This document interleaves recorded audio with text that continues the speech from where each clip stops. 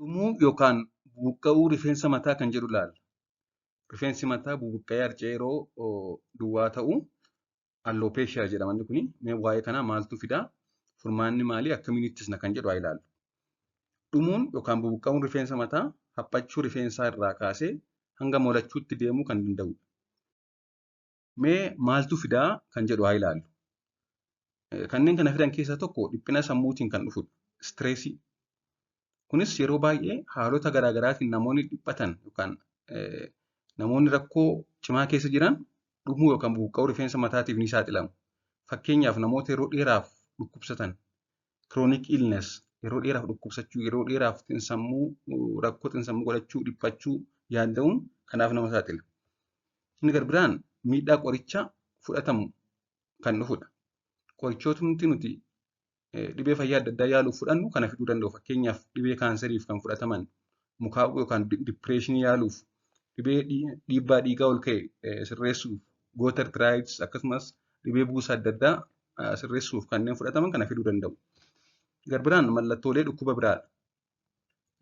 Akkuma mallattoo dhukkuba tokkoo rifeensi harca'uu ta'uu jiraachuu danda'a. Fakkeenyaaf namni tokko yeroo dhibee busaa godhatu akkuma qaamni isaa ho'ee mataan dhukkubee dhagna caccabsu rifeensi mataa harca'uun mallattoo dhibee ta'uu danda'a. Fakkeenyaaf dhibee taayiroidii wajjin wal qabatu, dhibee hir'ina pirootinii wajjin wal qabatu, ayireenii wajjin wal qabatu ta'uu danda'a. Gara biraan fangasii mataa tiinaa kaapitis kan jedhamu yeroo hedduu kana kan fidu isa kana biyya keenyatti.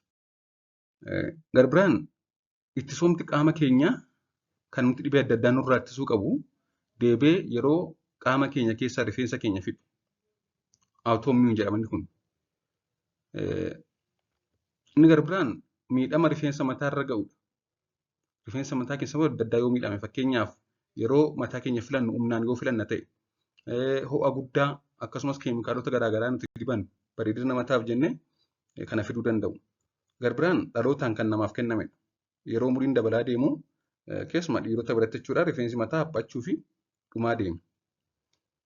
Egaa kanneen dhumuu yookaan haphachuu rifeensa mataa fidan kanneen gurguddoon warra amma maqaa dhoonedha.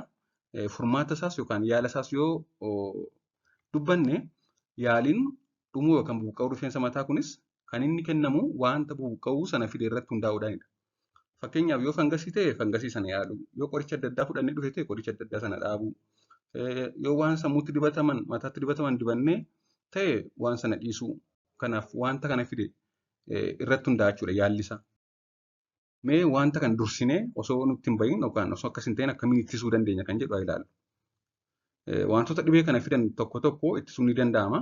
Fakkeenyaaf dhiphina sammuu jiraannaan dhiphina sammuu hir'isuun akkasumas nyaata madaalamaa soorachuun wantoota bareedinaaf rifeensa mataa irratti godhataman haalaan ilaalamanii fayyadamuu akkasumas yeroo mataa keenya filannu humnaan gottotuu dhiisuu qoricha dhibee kana fidan dhaabuu fi qoricha biraatti jijjiiruu akkasumas kan fangasiin dhufu immoo qulqullina rifeensa mataa eeggachuudhaan kafana mataa fi filaa rifeensa mataa ittiin filannu kana qulqullina isaa eeggachuudhaan nama wajjin qooddachuu dhiisuudhaan ittisuu dandeenya jechuudha.